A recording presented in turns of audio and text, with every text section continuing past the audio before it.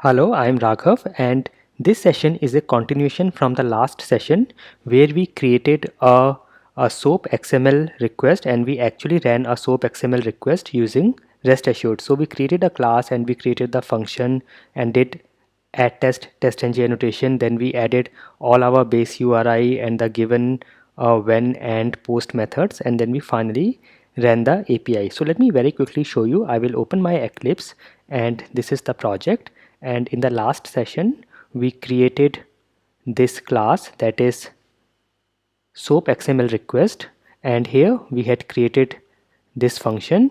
We got the XML request or the API request from a file, and we had kept a file here. You can see this is our request in a file. So we have got this from a file, and then we have added this body here, and then finally we did a post, and then we were able to get a request, and we also displayed the response. If I again run it, I will run as test-ng test, and let us see the response again. So this is working fine and we are getting the response.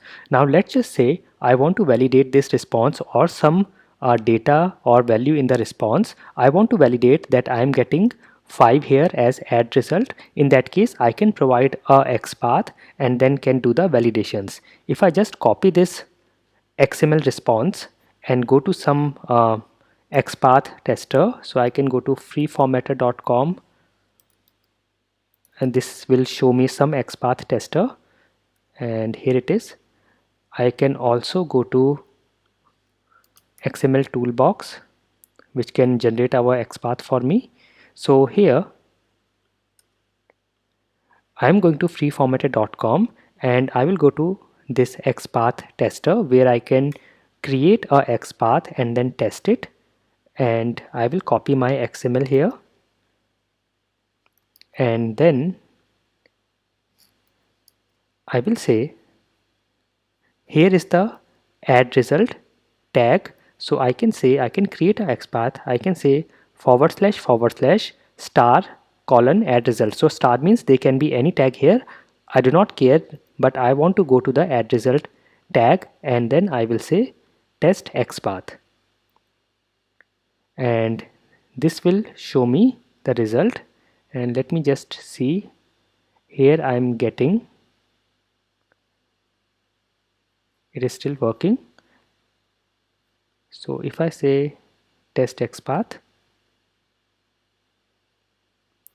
I'm getting this. So I'm getting the entire element, that is the add result tag.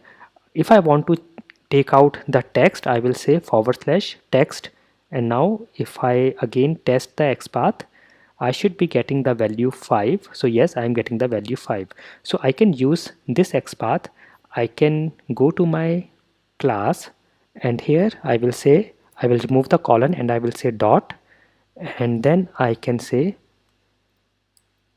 and. So I also want to add some more assertions here, so I will say and then I will say body. If I press Ctrl spacebar on my keyboard, I have a lot of body functions, so I'm going to take it from this one. So this says validate that response body conforms to one or more Hemcrest matches. So I can use this. I can also use assert that here, and let me see what are the others. Here also you can see validate that JSON or XML response body conforms to one or more Hemcrest matches. So I can use this. I can just say here I will give my XPath within quotes, and this is my XPath. I'll copy this and give it here, and here I have to use dot, and then I will say colon equal to, and I will say it is equal to 5. So now I can say, I can give it in quotes, and then let me try. There is an error. I will also give a semicolon here. There is some error. I need to add the Hemcrest matches. So let me go to the import statements, and I will say here import org dot Hemcrest. So it is here, and then I will say matchers. If I press Control spacebar, I have matchers here, and I can also do a static import for equal to. I will say static, and I will say equal to here dot equal. Let me very quickly see. Oh, there should be a space here, and now if I press Control spacebar, there is equal to here, and I will save, and now the error is gone, and this is what I can use. So now if I run this, let me check without text if I do not add this text, and if I run it now, let us see the output on the console.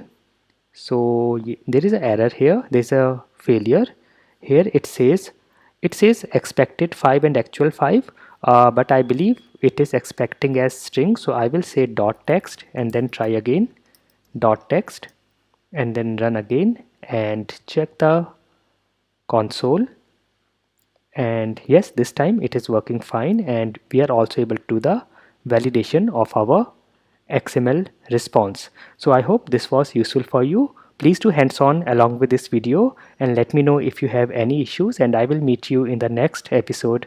Thank you for watching.